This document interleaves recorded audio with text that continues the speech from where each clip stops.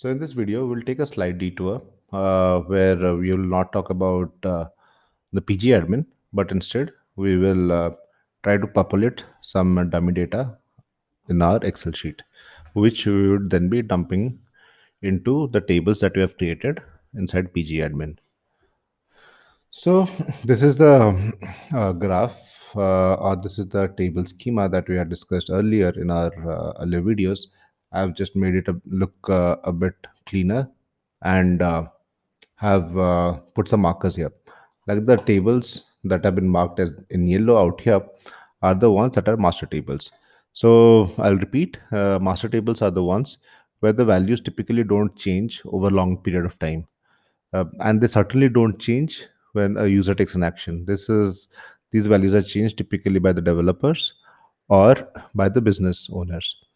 So first thing first, we'll populate these tables, that is shop status, category status, and staff status. As we have discussed earlier, shop status has values active and inactive, category status has values active and inactive, and so does staff status. For that, I have an Excel sheet where I'll first for Excel document, and each sheet will represent a particular table. So first table is shop status, where I copy these field names, and I say that status ID 1 means it is active, and 2 means it's inactive. And same thing I'll do for the other two tables. Let me just create a copy, and then I'll again create a copy. If you want to know more about how to use Excel sheets, we have another series where details of Excel sheets have been discussed. So first table was shop status, second table was um, category status, and the third table was staff status. So, and if you look at it, everywhere it is status ID and status name, all three places. Staff status has status ID, status name. Category status has got status ID, status name, and shop status also has got status ID and status name. So this follows the same structure here: status ID, status name, same and the same. Now we'll go one below the other from the top down. So now that we have got shops status defined, we'll go for shops. Now here you see shops has got one foreign key that maps to shop status. So just remember that. So shops table, I'll just create another sheet for shops out here, and I'll name it as shops. And then I copy all this information, the field names, and the sheet is almost ready. Here, what I'll do is that I'll take a use case, assuming that I'm a shop owner and I have got, say, 5 shops in 5 major cities in India. So, first shop, I'll call it as Bangalore, second, Delhi, third, Mumbai, fourth, Chennai, fifth, Hyderabad, then say Kolkata. Okay. So there are like 6 shops, and each shop will have a unique identifier that would be the primary key. And so all these are unique. Now assume that my shops in Kolkata is shut down, and everywhere else my shops are still open. So shop status shutdown means it should be inactive. If it is open, then it should be active. So I'll say that Bangalore shop is active, Delhi shop is active, Mumbai shop is active, Chennai and Hyderabad are active, and Kolkata is inactive. This way, I've populated the shops that I own, and also I have put the information here saying that which is running and which is not running right now. So the next thing that we'll be talking about is the product categories. In each shop, that is these shops that I'm owning, I'll be selling stuff that belongs to multiple product categories. Categories like grocery, fashion, stationery, and sports. I'll sell 4 categories of products in these 4 shops. And obviously, certain shops will not sell a certain category. So for that, I'll open up another sheet, and then I'll name it as product categories. And here I put it. Now, if you see, product category has a foreign key that maps to the shops. That means this product category is available in this particular shop. Now, let me copy this. I'll just simply remove these two, added by and added date, because there's a reason for that, which we'll be discussing in our advanced uh, tutorials. Here, I put the details, the field names, and product categories. So first category I'll call as fashion. Second I'll call it groceries. Third one I will call stationery, and fourth sports. Now I would say that okay, these categories are available in shop number one. So shop number one is the shop that is in Bangalore. So in second shop that is in Delhi, I have say three categories only listed. So in Delhi shop, I have got say grocery, stationery, and sports. In Mumbai shop, that is shop number three, I have say only groceries. So in shop number three, I have only groceries. And in shop number four, that would be Chennai. I have all the four categories. So I say, okay, in shop number four, I have all the four categories available. And in shop number five, I would also, in shop number five, that is Hyderabad, I'll also have all the four categories listed. So I'll copy this, paste it here, and then my Hyderabad shop, all four categories have been there.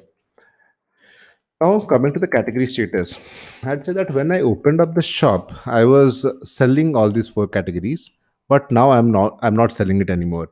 Say like in Hyderabad shop, I'm not selling say stationery or say sports anymore.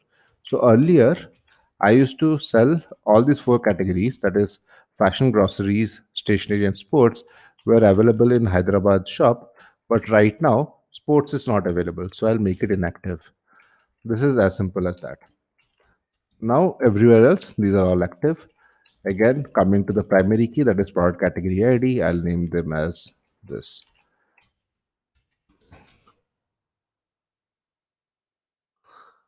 here. So they're like in total, I'm selling 16 categories and across different shops. Now, this must be striking a chord with you that if the category names are repeating again and again and again, then why don't I have another table called product categories and then map them here? Yes, we can certainly do that. Since in this tutorial series we started like this, so we'll keep it as such. Or else that is actually a better approach to handle it. Uh, so this is where populated the product categories table. Now, product categories have been populated. We can straight away go for products, or you can even go for staff. Uh, let's go for the products first. Okay, so copy the name here, and I will put another sheet which is named for products. I copy the field names here, and then I put the field names here. Now, if you look at it, there were how many categories? 16, isn't it? So, so the first category means fashion in Bangalore. Is it available or not? I can do that. Okay, under fashion in Bangalore, that is product category ID would be one. I am selling, say, shirts, pants, tops, uh, innerwear, um, hats, and belts. Okay, all these are available in in the Bangalore shop under the category fashion. Similarly, I can say that for Hyderabad shop under the category groceries, that is shop number five, under the category groceries, that is category ID 14, I am selling certain items that belong to the grocery store, grocery section. Say, let me put it this way: I'm selling biscuits, I'm selling bread, I'm selling potatoes, potatoes, um tomatoes, uh, and milk, eggs. and say I'm selling noodles. So this way I can always add up as many as possible. Next thing, let's say like I'm listing down stationery in my Mumbai shop. So this ID is 6, and here I put 6. And under this, I'm selling pens, notebooks, pencils, diaries, and what else? Uh, call it erasers. Okay. So this way, I can always list whatever products I have, and I can categorize them under whatever category I have. Now, say tomorrow or say today, I am introducing. I've decided that I will sell shoes also in my Bangalore shop. So what I'll do is I'll write that is shoes and Bangalore shop. So shoes would belong to product category one, that is fashion in Bangalore shop, right? So category ID is one, and I put it as one here. So what you notice here is that it doesn't matter in whatever order I'm putting. Like this category one is repeating after so many entries. It doesn't matter because the moment somebody asks me what is available in my Bangalore shop uh, under fashion, I can simply say that okay, Bangalore shop, that is shop ID one. Okay, under shop ID one, what is there in fashion? Let's see. Okay, fashion is fashion ID one, category ID one, and then under category ID one, what all is available? Okay, this and this. Okay, so these are the ones that are available. So it doesn't matter if I put it in the right order or not. I can, whenever I'm adding a new stuff, I can simply insert a record here. Now another question comes here is that let me, before answering that, let me just put in some random values here. 400, 300, 1000, 100, 150, and so on. Let me just put these numbers and see.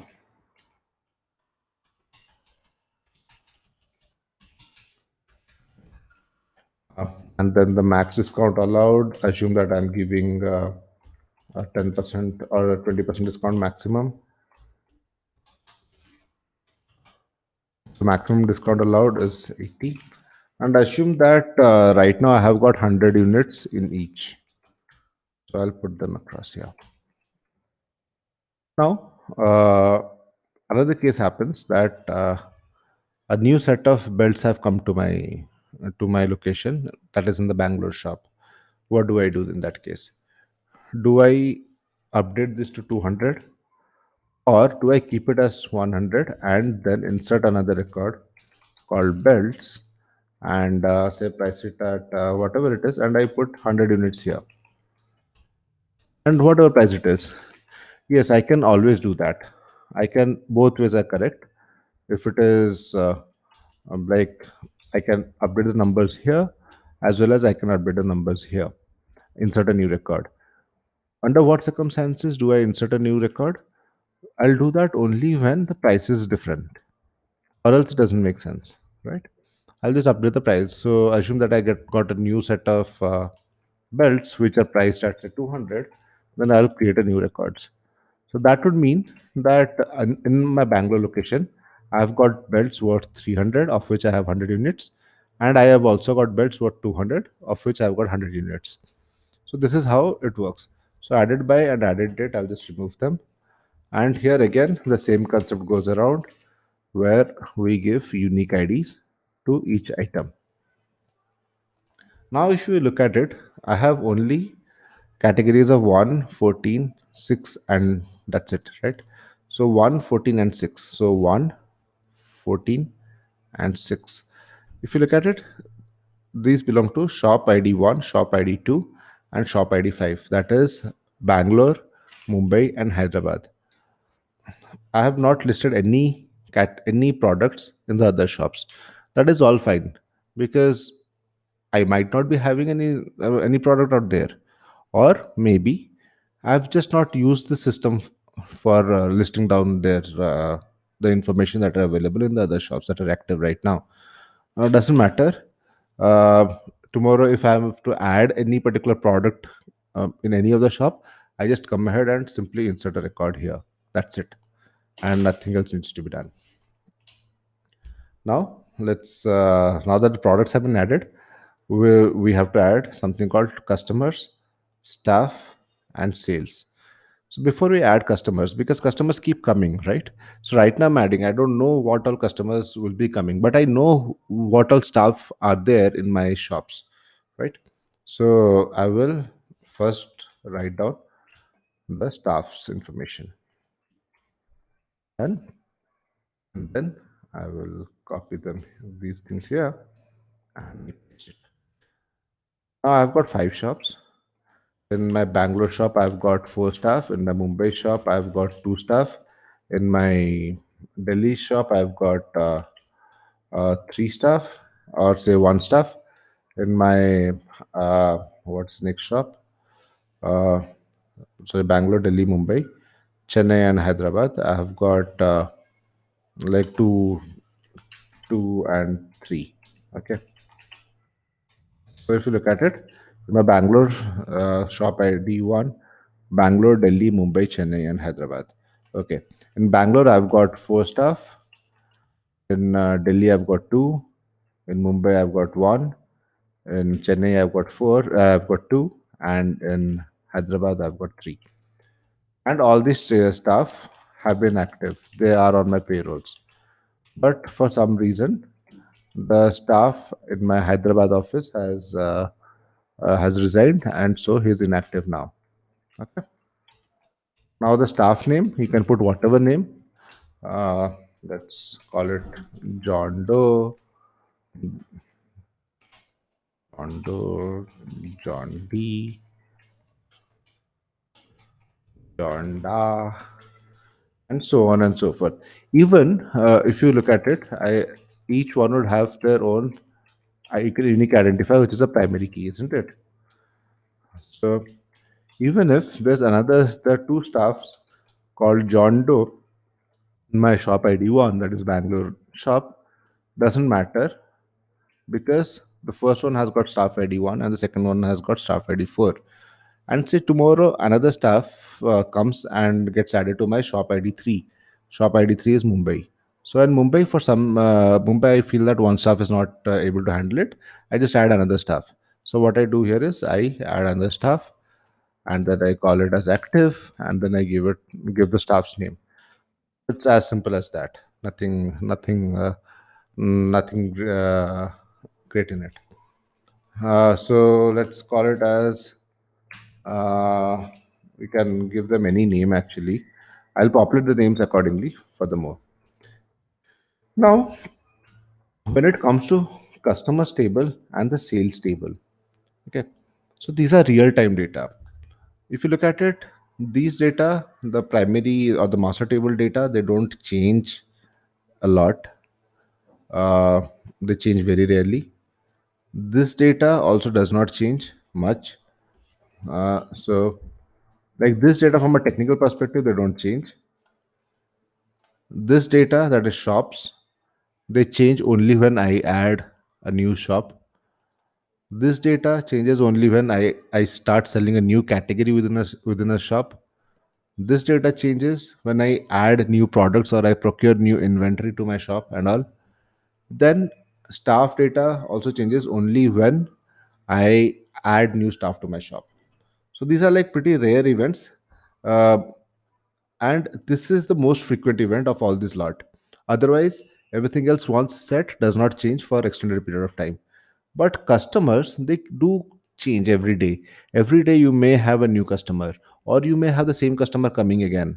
Okay, but every day you may have a new customer, or at least a week you'll have a new customer at least. So this information changes really fast, and then this changes even faster. Same customer comes again, makes a new sale. A new customer comes, makes a new sale. So every day you would be having sales information here.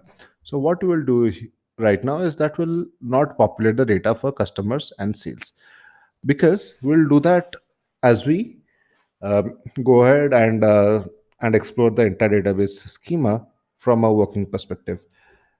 With that said, I'll just simply add sheets for each one and not populate any data against them.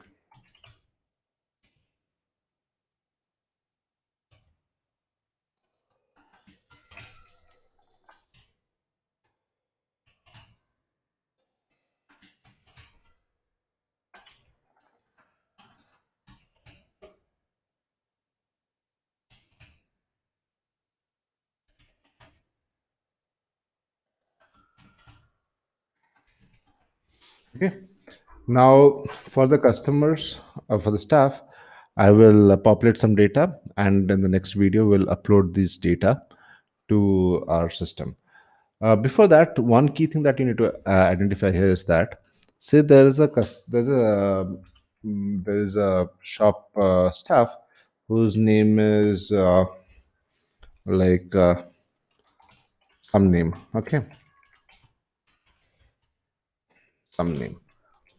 So this guy, if you ask me, tell me about some name. Where does he work?